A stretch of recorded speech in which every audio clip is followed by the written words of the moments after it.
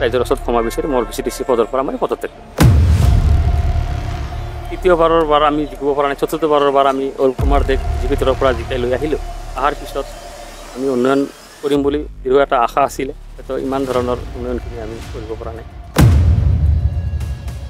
তাতো কিছুমান আমি এটা অসুবিধা পাই আছোঁ যে TCLC চেয়াৰমেনৰ ছিগনেচাৰ অবিহনে আমি সৰু সুৰা কামখিনি কৰিব নোৱাৰা হৈছোঁ। পুনৰবাৰ কৈছোঁ, ৰাইজৰ ওচৰত ক্ষমা বিচাৰি মোৰ VCDC চেয়াৰমেন পদৰ পৰা মই পদত্যাগ কৰিলোঁ।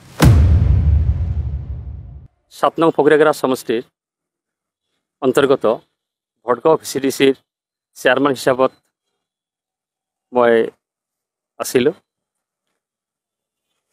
ফকৰিয়াগাৰা সমষ্টিত 14খন VCDCৰ ভিতৰত বিজেপি হিচাপত মাইনৰিটি হিচাপত মোকে চেয়াৰমেন দিছিলে।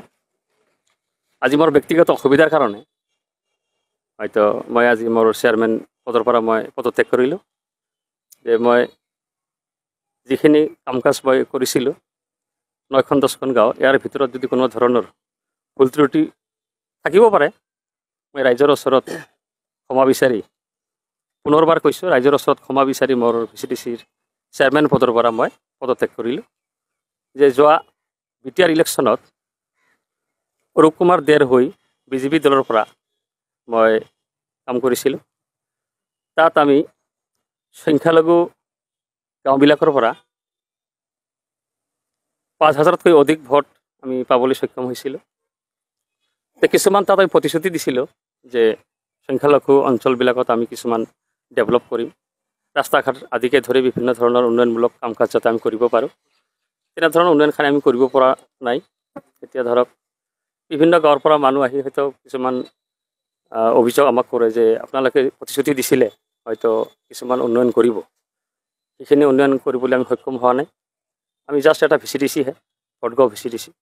এতিয়া ধৰক ফকৰিয়াগাৰা অঞ্চলত যিমান 14খন VCDC আছে, তাত উন্নয়ন কৰা আমাৰ এইখিনি ক্ষমতা নাই। VCDC এটা 9খন বা 10খন গাঁও, এইখিনিহে আমি অঞ্চলত সৰু সুৰা কামহে কৰিব পাৰোঁ। তাতো কিছুমান আমি এটা অসুবিধা পাই আছোঁ যে TCLC চেয়াৰমেনৰ ছিগনেচাৰ অবিহনে আমি সৰু সুৰা কামখিনি কৰিব নোৱাৰা হৈছোঁ। এতিয়া ধৰক বিভিন্ন ধৰণৰ সময়ত বা বিভিন্ন ধৰণৰ ব্যস্ত মানুহ এখেত অৰুপ কুমাৰ দে ডাঙৰীয়া, এখেত হ'ল BTR EM, লগো পোৱা নাযায়। তাত আমি কাম কাজ কৰাত কিছুমান হয়তো আমাৰ দিলেও হৈছে, উন্নয়ন ইমান হোৱা নাই। গতিকে ৰাইজৰ ওচৰত আমি ক্ষমা বিচাৰি, যাতে ৰাইজৰ ওচৰত ইমান ধৰণৰ প্ৰতিশ্ৰুতি দিয়াৰ পিছতো উন্নয়ন কৰিব নোৱাৰিলোঁ, যাতে এনেধৰণৰ আৰু অভিযোগো নাহে, ৰাইজৰ ওচৰত ক্ষমা বিচাৰি মোৰ VCDC পদৰ পৰা মই পদত্যাগ কৰিলোঁ। দলৰ পৰাই মোক নিৰ্বাচন কৰিছিলে। মই বিজেপি দলৰ ফকৰিয়াগাৰা সমষ্টিৰ সংখ্যালঘু মৰ্চাৰ উপসভাপতি হিচাপে মই আছিলোঁ। লগতে আপুনি দলটো ত্যাগ কৰিব? দলৰ কথা অহা নাই এতিয়া, ধৰক দলটো আমাৰ দলে থাকে, অকল VCDC চেয়াৰমেনটো মই অব্যাহতি দিলোঁ। তেনেকৈ সহায় সহযোগ যিখিনি কৰিছে ৰাইজে গম পায়, হয়তো আপোনালোকে নিজেও জানে যে হয়তো এখেতৰ দ্বাৰাই আমাৰ ফকৰিয়াগাৰা সমষ্টিত যিখিনি এখেত হেল্থ ডিপাৰ্টমেণ্ট হয়, হেল্থ ডিপাৰ্টমেণ্টৰ পৰা যিখিনি উন্নয়ন হৈছে, কোকৰাঝাৰ মাজমজিয়াৰ পৰা যিখিনি কণ্ট্ৰেক্টৰ আহি পেলাই যিখিনি কাম কাজ কৰিলে, তো মোৰ VCDC ভটগাঁও হয়, তাত ভটগাঁও চাব চেণ্টাৰ আৰু ৰঙিয়াটাবি চাব চেণ্টাৰ যথেষ্ট উন্নয়ন হৈছে, ৰাইজে দেখিবলৈ পাইছে। তাত ধুনীয়াকৈ উন্নয়ন কৰিছে এখেতে। আৰু ৰাস্তা ঘাট কি কৰিব, এখেত ডিপাৰ্টমেণ্টটো বেলেগ, আমাৰ হেল্থ ডিপাৰ্টমেণ্টৰ পৰা এখেতে যিখিনি উন্নয়ন যথেষ্ট কৰিছে, এইটো ৰাইজে গম পায়, ৰাইজে বিচাৰিলে গম পাব। হয়তো আপোনালোকৰ জৰিয়তে ৰাইজেও ক'ব যে যিখিনি উন্নয়ন কৰিছে। মোৰ ব্যক্তিগত অসুবিধাৰ কাৰণে মই অব্যাহতি লৈছোঁ। ৰাইজৰ এতিয়া ধৰক আমি যেতিয়া সমষ্টি লেভেলত যেতিয়া কাম কৰিছিলোঁ, যেতিয়া সংখ্যালঘু মৰ্চা হিচাপে বিজেপিৰ পৰা মই উপসভাপতি আছিলোঁ, বিভিন্ন গাঁৱত যেতিয়া মই গৈছিলোঁ, প্ৰচাৰ চলাইছিলোঁ, বিভিন্ন ধৰণৰ প্ৰতিশ্ৰুতি দিছিলোঁ। প্ৰতিশ্ৰুতিখিনি হয়তো ৰাস্তা ঘাট আদিকে ধৰি বিভিন্ন ধৰণৰ উন্নয়ন কৰিব পাৰিম বা উন্নয়ন কৰিম। তৃতীয়বাৰৰ বাৰ আমি জিকিব পৰা নাই, চতুৰ্থবাৰৰ বাৰ আমি অৰুপ কুমাৰ দেক বিজেপি দলৰ পৰা জিকাই লৈ আহিলোঁ। অহাৰ পিছত আমি উন্নয়ন কৰিম বুলি দৃঢ় এটা আশা আছিলে, হয়তো ইমান ধৰণৰ উন্নয়নখিনি আমি কৰিব পৰা নাই। হয়তো বিভিন্ন গাঁৱৰ পৰা মানুহ আহি মোকো কয় আৰু আমাৰ দলখিনিকো কয়।